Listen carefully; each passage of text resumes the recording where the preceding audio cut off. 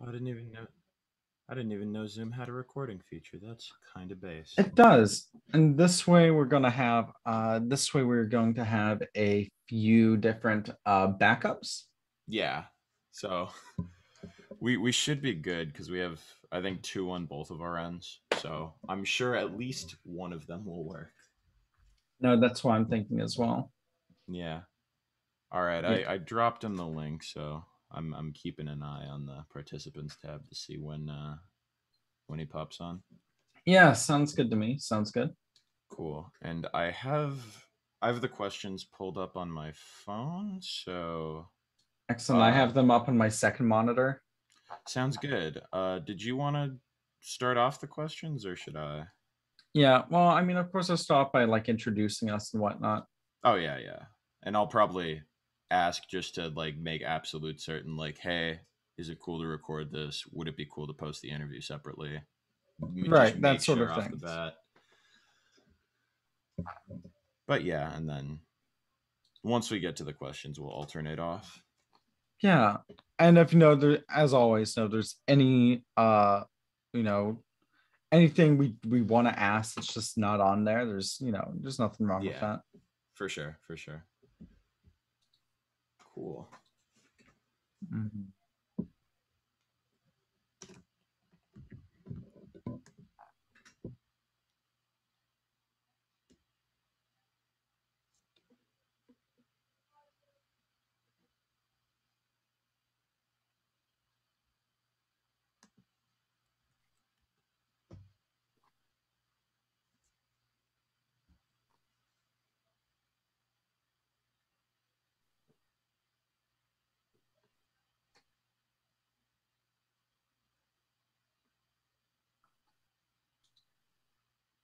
Hmm.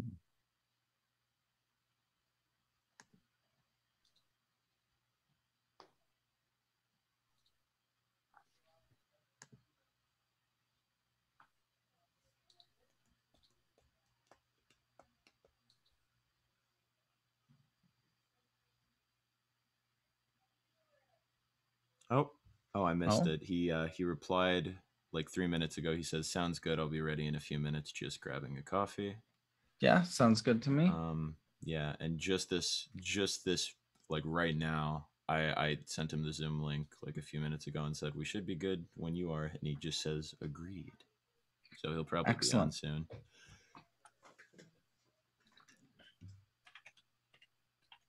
But how have you been? I've been okay. I had a pretty good time. Oh, there he is. Hello, hello. I'm admitting him as we speak. All right, let me full screen.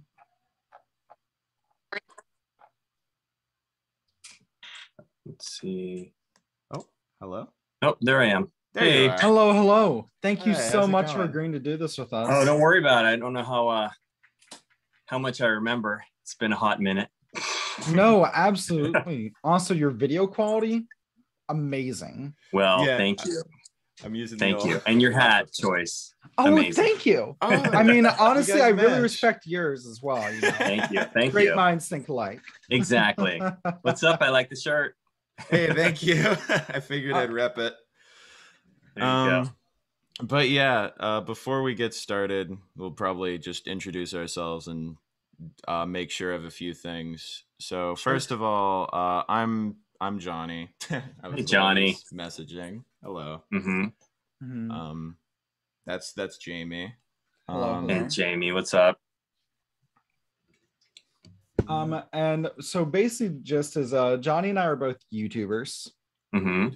But along with that, I'm also a documentarian and a journalist. I've written for the Capital Daily here in Victoria, BC, and I'm also I have a documentary series, basically focused on odder, more obscure parts of video game history and pop culture history that didn't exactly aren't exactly widely remembered by general pop culture. Right.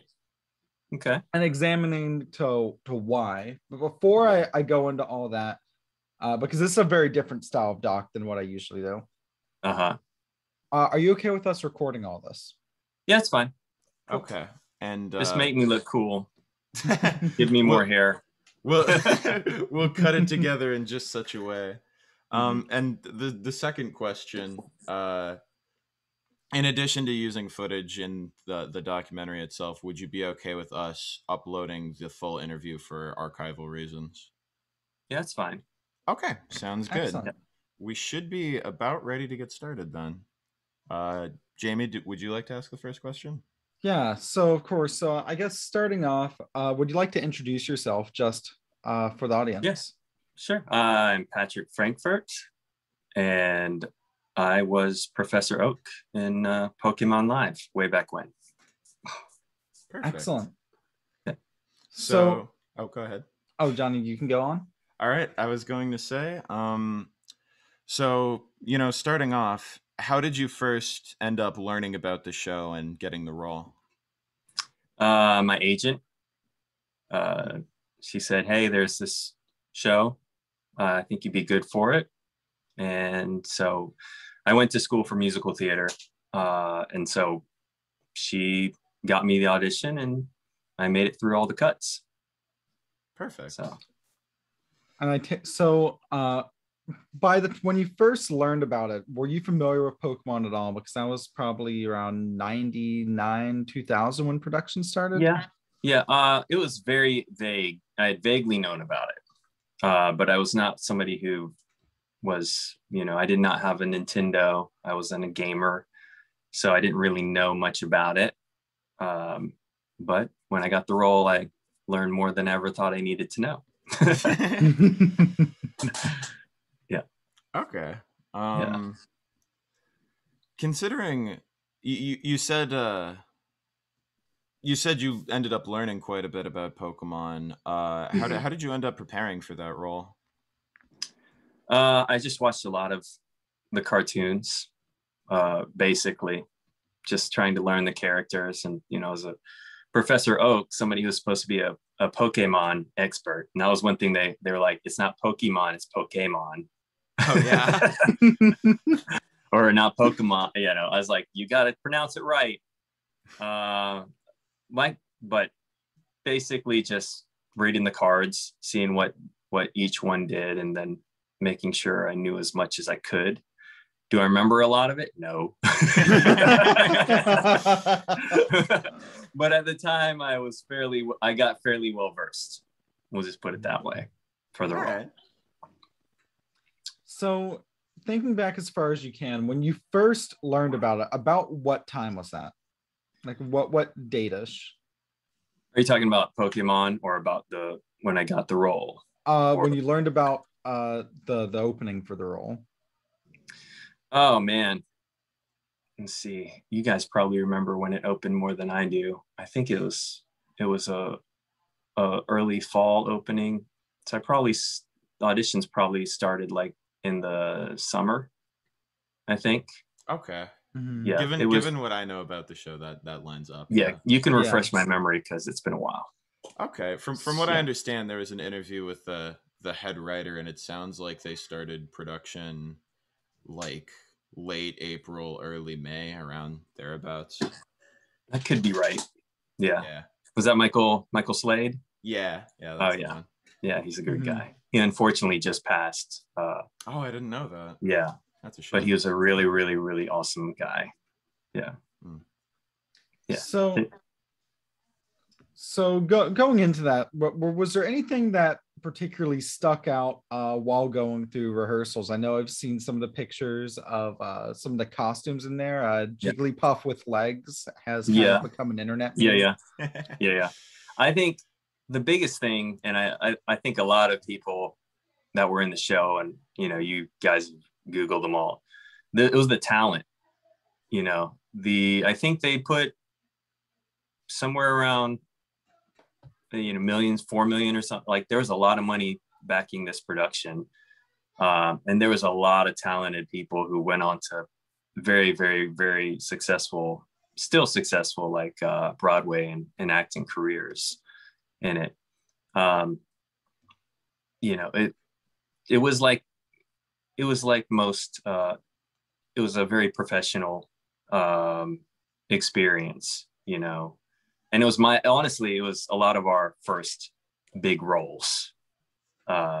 So no more of the, you know, summer stock type, you know, things where we're rehearsing one day and then building the set the other day. Right. It was very well put together. Okay. Yeah. Kind of following on that, would you say that you know, the other people involved, do you think there was a lot of excitement there for the production? Oh yeah. Because I mean, at the time I was I think I was like 22, and most of us, it was our first big show because it was a non-equity show, so it was not union, so you know they couldn't. You're not allowed to hire union actors for that role. Oh right. Yeah. So a lot of us were just starting out. And so we were so excited. I remember one first day of rehearsal, one of the guys came in and just, you know, he screamed, you know, "We got jobs." Yeah, I mean, that was the excitement. He verbalized it, but every one of us, you know, felt it for sure. I guess going off that, because, you know, we've mentioned how many folks have, you know, it basically was the first major role. Would you say the show was a vaulting point for a lot of people in that sense?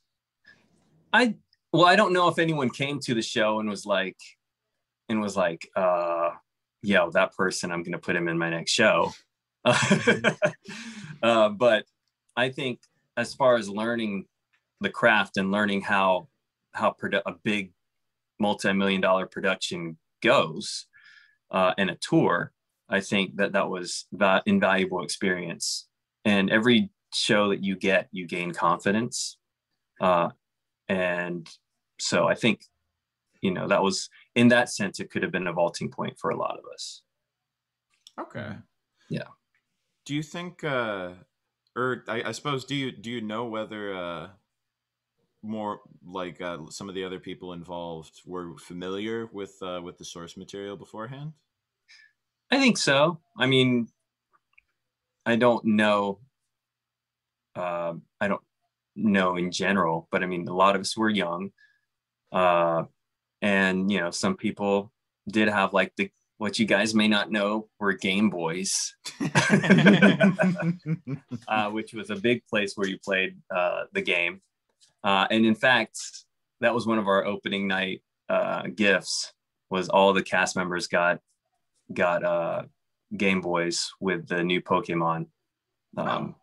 So that was cool. But as far as like people going into it, I know that everybody probably was familiar with it. I just don't know to what extent. Okay. Yeah. All right. So you mentioned watching a lot of the anime series as part of your preparation for it. And of course, a few of the voice of the anime were involved with production. I know, for example, Maddie Blostein, who voiced Meowth. Yeah. Yep. But was there any interaction between you and Stan Hart, who's the anime voice of Professor Oak, in preparing for that? I did not ever meet him, no. And I didn't have as much of a, you know, I don't know that I watched how he spoke. But when you're on theater, you're a little bit larger.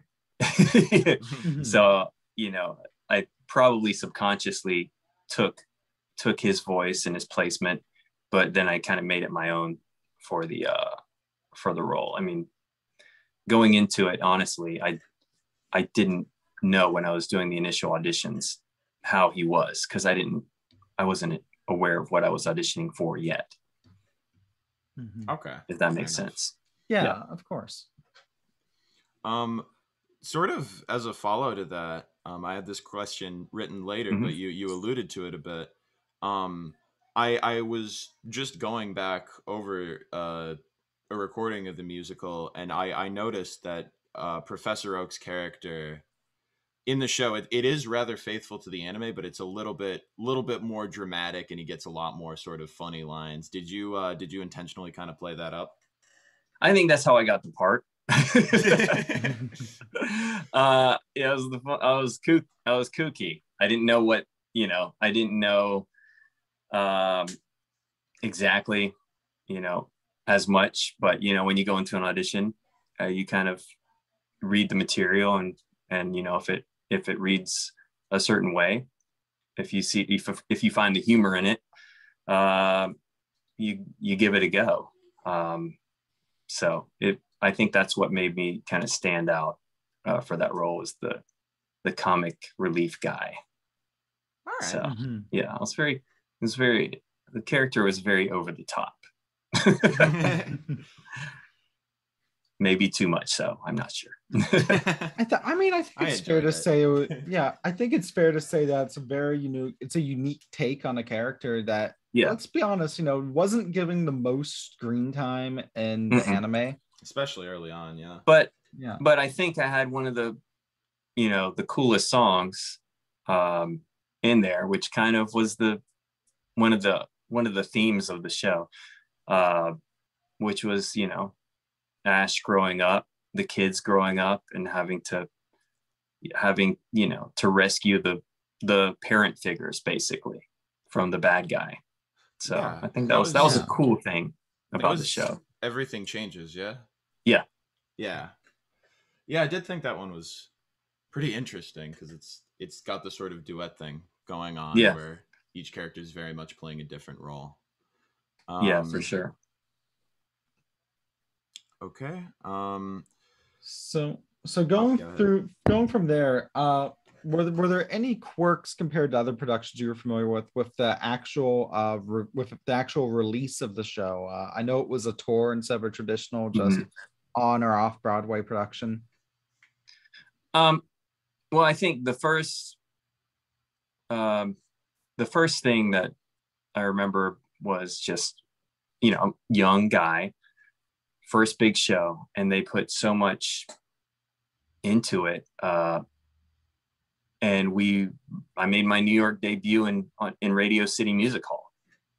So then they had a big gala for the opening, where they all got like little, I think there were Volkswagen Bugs that had been decorated and made into like Pokemon, like little Pikachu mobiles and stuff. So they each, drove us up in front for the opening, and we each kind of made our way down the way for that big opening. After that, it was incredible. I think we sold out, like, I think it was, what was it, 2 weeks? 2 weeks of Radio City Music Hall. So it's neat to have like thousands of people in there. And they also sold like little like light sticks too. So for me, a big thing was when we're singing like Everything Changes with D, all the lights are dim. There's like a dance going on behind us, and you look out in the audience, and you're like seeing all these like glow sticks waving to you guys as you sing. It was, so that's one of those moments that sticks with me for sure. Mm-hmm. That's really cool. That's one really specific. Amazing. I don't know if you wanted a more general. No, that was awesome. Good. Yeah. That was perfect. Yeah. That was amazing. So I guess this is sort of a follow to that. What would you say the most sort of complex part of the production was? Oh man, there's always so many moving parts. I think the most complex challenge was when we went out on the road, and we had designed everything for like a normal stage, and a lot of the venues that we were in were like stadiums. So being able to perform and communicate in like a hockey rink that holds like 10,000 people. We didn't have 10,000 people, but I mean, you know, it's like the spaces were massive. So being able to be able to communicate that story to every single person there, no matter if they were up close or all the way in the back. So that was the biggest challenge. The theaters were fine. You know, we played like a couple of, I think the Fox Theater in Detroit and stuff. Those were great. But that challenge of, you know, being able to tell the story. And also, as in any production, the stamina that it takes. Because I think on certain days we had to do a full length musical 3 times. In New York, we had to do it 4 times a day. So there were Saturdays where you were doing a show, 2.5 hour show, you've got like an hour in between. So you take a nap or whatever you can do to get focused again and then get back to it. So those were the two big things, I think. Mm-hmm.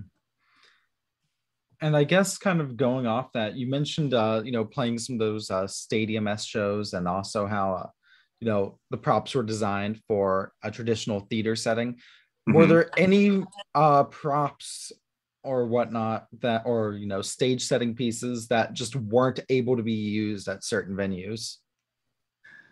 I don't remember. I mean, I think everything was able to be used. I don't think I think because even when we're in stadiums, the crew would set up a stage and a proscenium, so everything could be basically the same. So you might have to change the spacing, but you wouldn't have to like change the cues, not necessarily. I think the only change happened. I also understudied Giovanni, and you know, I looked nothing like Darren, who played Giovanni. And so in the big number, there are 2 huge projector screens. And so they had this whole like movie with Darren as Giovanni, kind of controlling everything while he was doing his big song. And also in the beginning, I think one time when I went on for him, they had to like cut it because it was so obvious that I was not him. But I will say one of my favorite stories of this is the one, like, we're out on the road and Darren gets a piece of fan mail saying, "Giovanni, I loved you. Thank you so much for meeting." It was a meet and greet. "Thank you so much for meeting me. You were awesome." And then it was a picture of me and the kid. And so Darren said, "I think this is for you." That's one of my favorite on the road stories, you know. Yeah. Is one. Are there any other ones that really stick out to you? That I can tell on here? I mean, I don't like specifically, I can't remember as much. I just remember, oh yeah, there was, you always remember like the big technical issues. And one of them was, we're in Detroit, I think, and the mic went out during Everything Changes, and then the music stopped. And so we're like, oh gosh. And so we went back and started the song over, went out again. It went out 4 times in a row. And so we could hear people in the row saying, "We can't hear you." Oh, no. Oh, no. "We can't hear you." So yeah, we remember, I think I looked over and Dee just threw her hands up in the air like, "What are we gonna do?" So I don't even remember. I think they finally fixed it on the 4th time. So that obviously sticks out. Yeah. But yeah, you know, in general, just such a great, cool cast too. You know, everybody, you know, it's always a crapshoot when you go on the road for a couple of months with people. But I don't think we I don't recall any major issues at all, which is a good thing. The chemistry was there. The chemistry was great. Yeah, the chemistry was great for sure. Mm-hmm. Yeah. Yeah. Okay.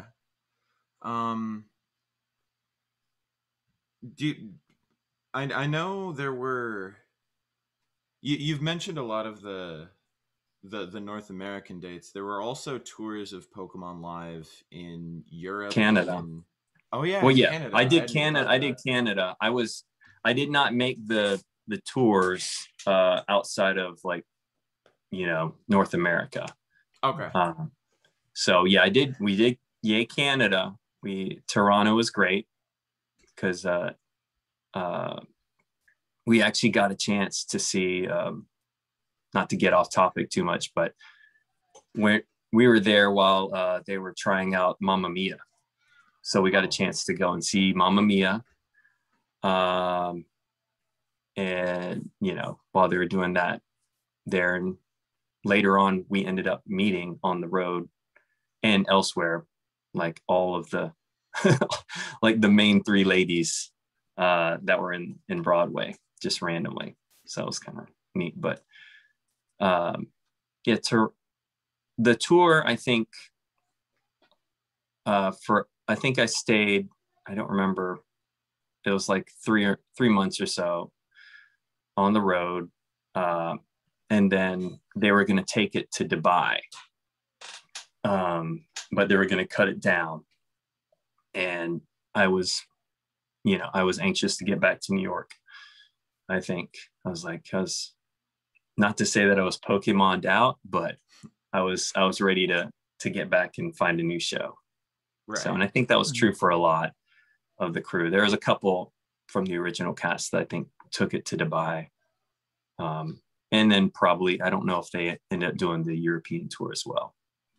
Okay. From the looks of it, it looks like afterwards there was the same year as Dubai, there's Portugal and Belgium, and also a canceled UK run. Oh wow. Yeah. So would you say that there were some recastings that had to be made when it was taken overseas? Yeah, and I think they also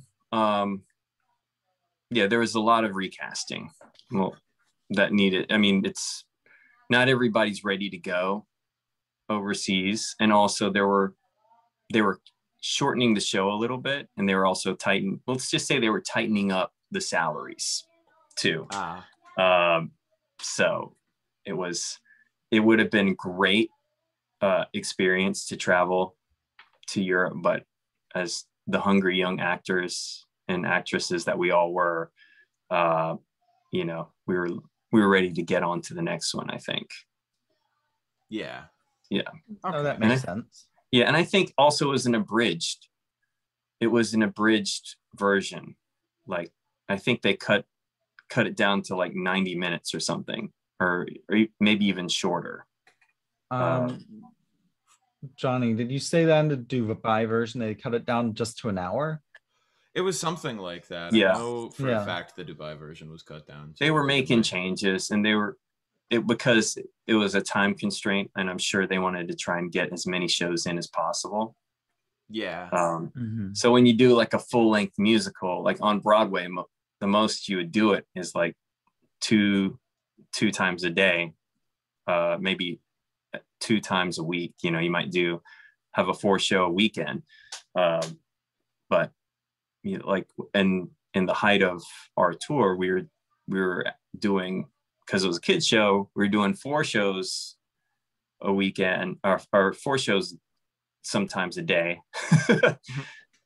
We'd have like 6-show weekends, and we'd be exhausted. And then Monday was usually a travel day. So we were like, yay, we don't have to do the show. We can rest our voices, but we need to, you don't really relax too much on a travel day. Yeah. So it wasn't all fun and Pokemon cards and Game Boys. Right. Although yeah. Well, what I'm curious about as well, because like 6 shows in a week. But before I did all this, I came from a pit orchestra background. Mm-hmm. Yeah. And like 4 shows in a weekend is a lot. Yeah. After 6 in a weekend, were there any issues with people's voices getting like burnt out or? Oh yeah. There were moments, I think when we made our first trip after the 2-week run in New York, we went to Cleveland, and me and my roommate was Dominic Nolfi. We both ended up going to the Cleveland clinic because we were feeling vocal issues. So we got scoped. It was just wear and tear. So we actually had to perform. So we would perform the show, but then we would track our voices for the songs for I think that opening weekend or week in Cleveland, just to not further. So they were like, just be very careful. We'll up your mics and then you don't have to sing your songs. It wasn't as big a deal for me, but Dominic, his torch song, he skies pretty high up there. So yeah, that did happen, and it happened to a couple of people where we had to just, either they would have to take a couple of days off and then we'd track, but we always kept the same, I think for the most part, the same vocals. I think my understudy, when I went on for Giovanni, my understudy was a good singer. So he was able to sing Everything Changes on his own, but yeah. So it happens. It happens. It happens, right? Yeah. I kind of have 2 points about that, which is one, yeah, I believe one of the recordings of the show online, I don't remember her name, but Misty's understudy is on, and I believe the vocals are still Heidi. Yeah. I was going to ask. There's an album of the cast recordings from Pokemon Live. Did you record that like before or like after? Before we performed it before. So did you use those vocals? Those were the vocals I think that were used for those. So basically, if somebody is having vocal issues, they can still perform.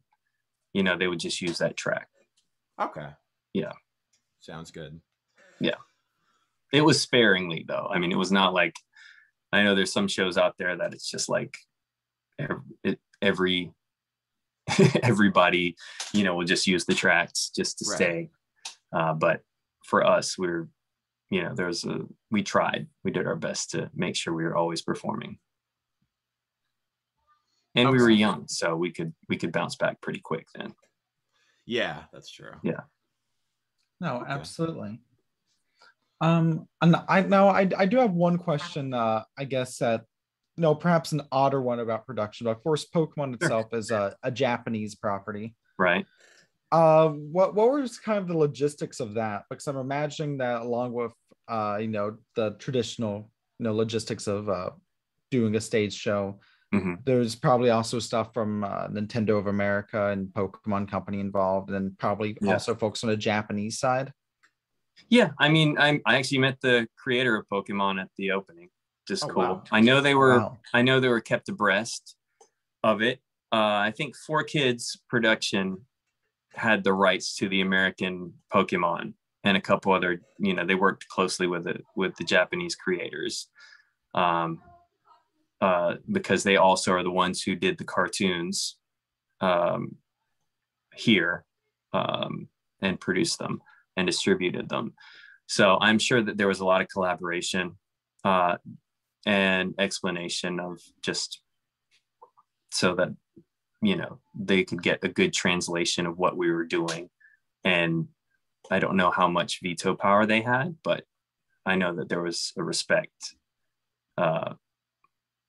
put into that for sure. I can't speak to the exact logistics of it, but just knowing a little bit of what little I know, about how they do the cartoon, because Darren and Darren and Andrew actually went on to work for 4Kids for a little bit after the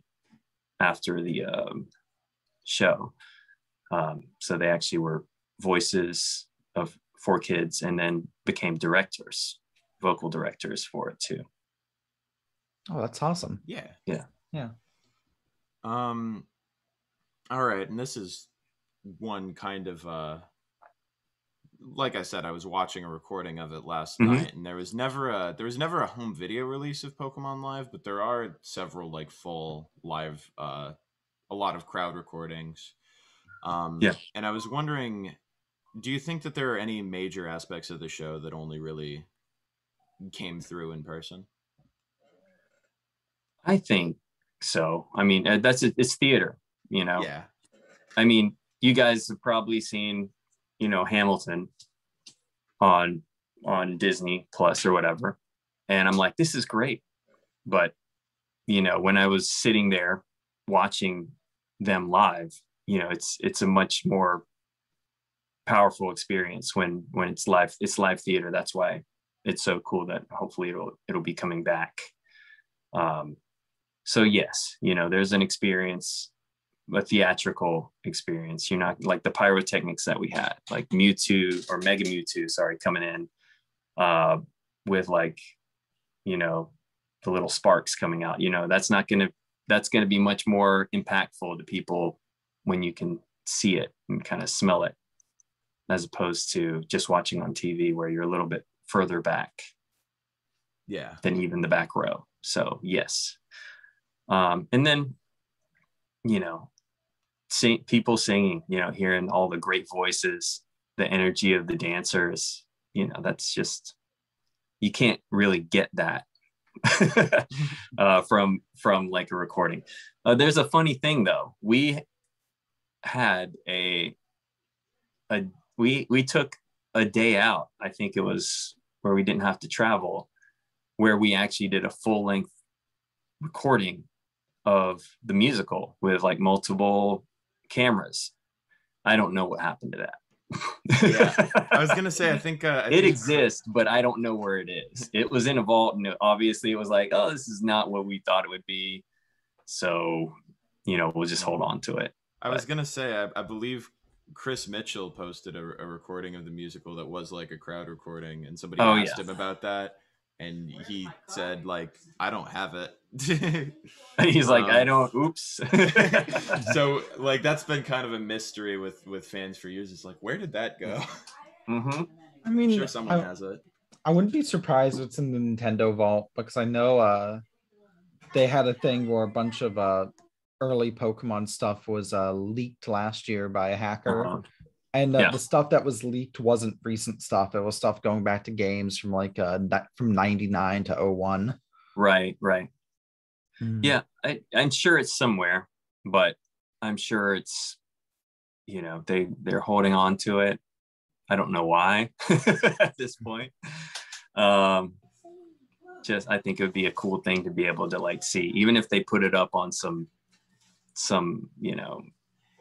Tubi or Netflix, whatever, just way in the archives somewhere. I think that would be cool to, at least for me, to see it again and be like, hey, I was young once.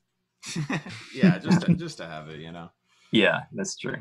There's also, I don't know if it's also online. You guys probably saw it if it is, but there is a whole like hour-long documentary, I think, or maybe 30-minute documentary of like the making of.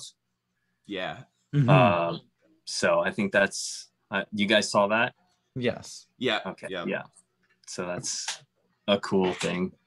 I still joke at some of the characters where they're being interviewed and it's your initial phases because you're of like rehearsal, and one of the guys is super caked up with makeup. Just being like, man, looking good. Yeah. So we pulled back. Yeah. That's good. So of all the costumes there, which one do you think was probably looked the most, shall we say, cumbersome of all of them? Oh man. I mean, I think there like a lot of the dancers in like the closing, you know, I think they had the Pokemon attached to them, and they had to like do the dances where they're on like little rollers. That was pretty intense. I don't know if you'd call Mecha Mewtwo a costume per se, but I was the guy inside pushing pushing that out, and that was pretty heavy. And then I mean, we used a lot of those props were made from the same people who did The Lion King. So you can also kind of see a couple of us in the back, and we've got like little flying Pokemon, and those things didn't feel too good on their backs for sure. I know those were borderline props, but you know, those were intense. Yeah, I think that's costuming. I think the rest of the costumes. Oh, actually, you know what?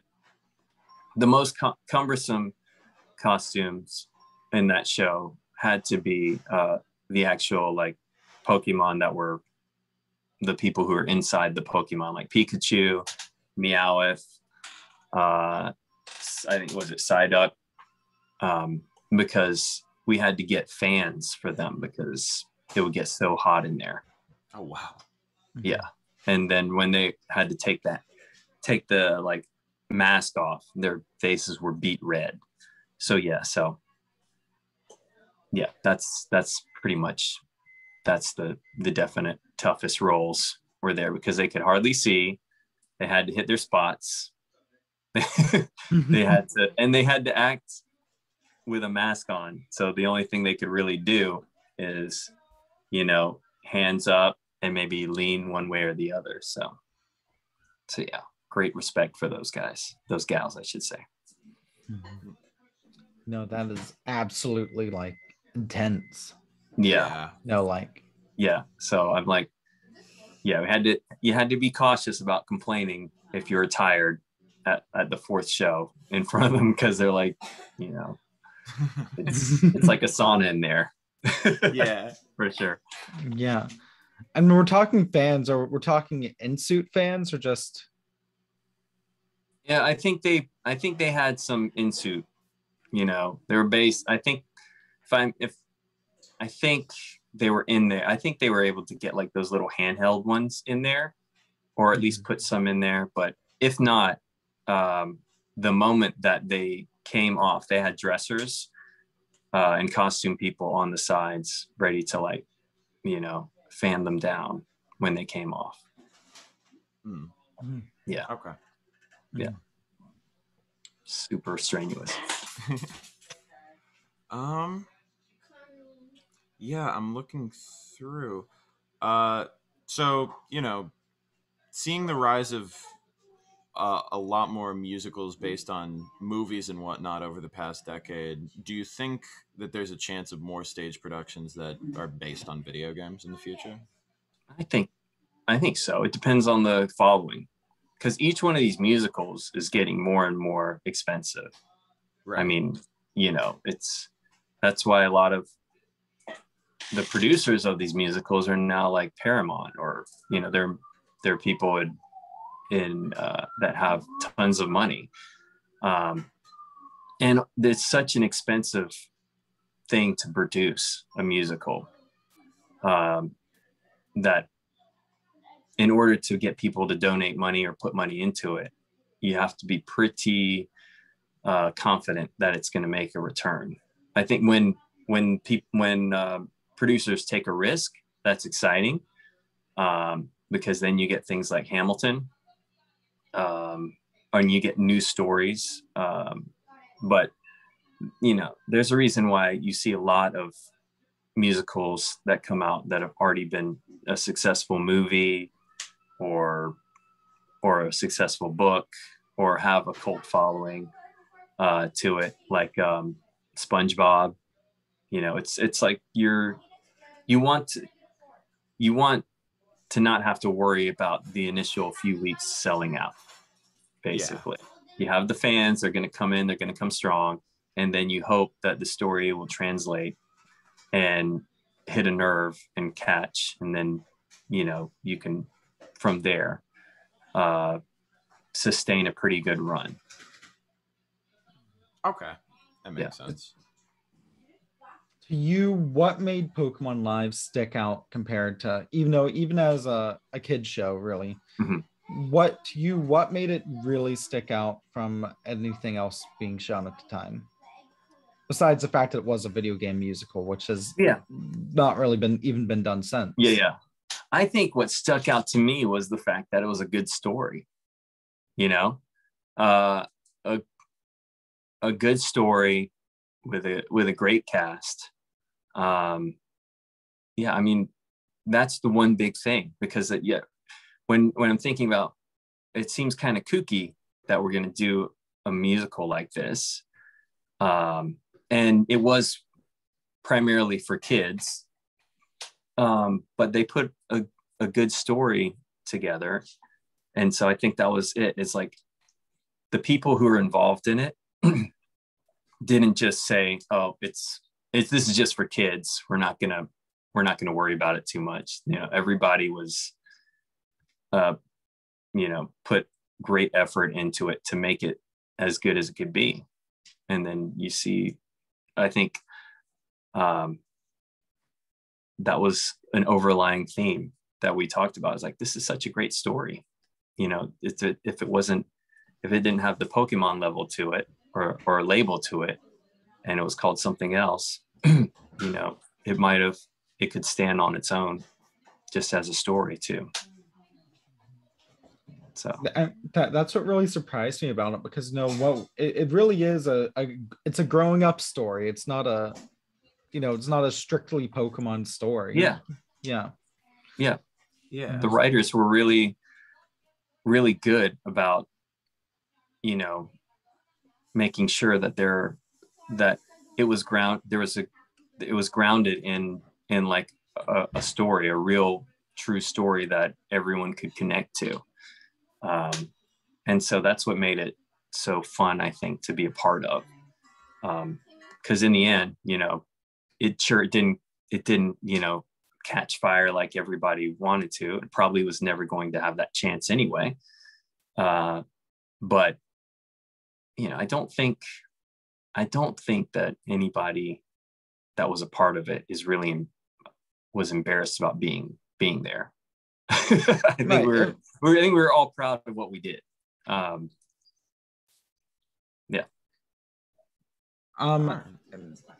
Is there anything you'd hope for in a official video release, if they do in fact do that? I just would like a copy. I mean, other than that, I'd love to check. I mean, I'm in touch with a couple of the people who are still a member, who are part of that production. But other than getting a copy and showing it to my daughter, and maybe having a viewing party with a few of the guys and gals later on down to bring back whatever memories I can't remember, I think that's about it. It's not something that I think is going to sell out.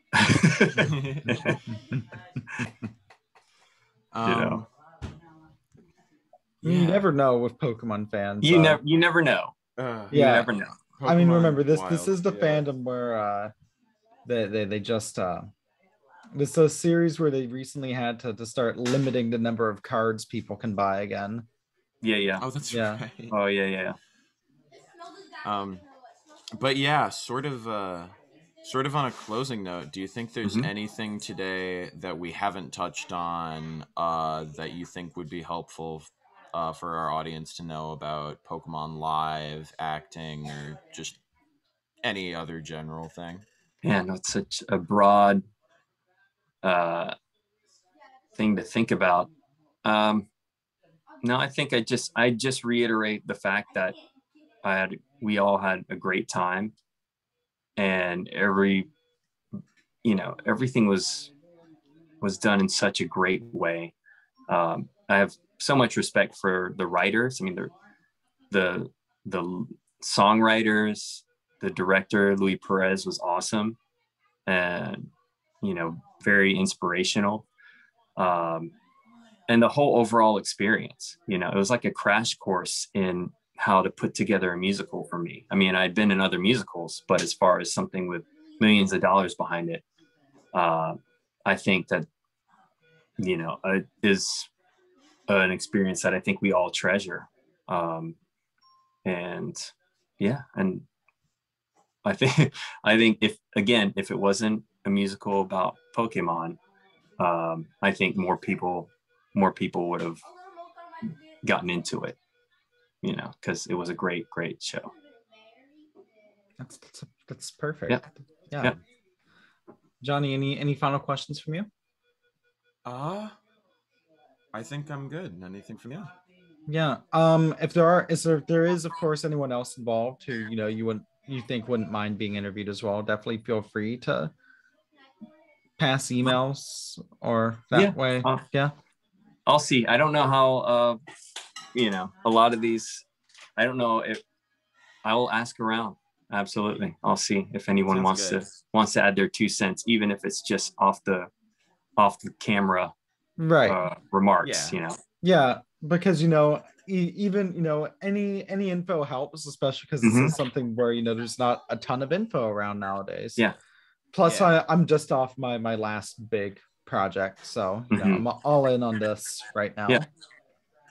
Sure. And if you guys want to just send me messages, do you remember about this? I'll be happy to respond. Okay. Absolutely. Okay. Thank you so much. All right, guys. Yeah. It was a pleasure. Now back to my day job. Hey, well, you have a wonderful day. It. All right, you too, guys. Take care. Bye. You too. See ya. Bye-bye. And Johnny, you want to finish your recording?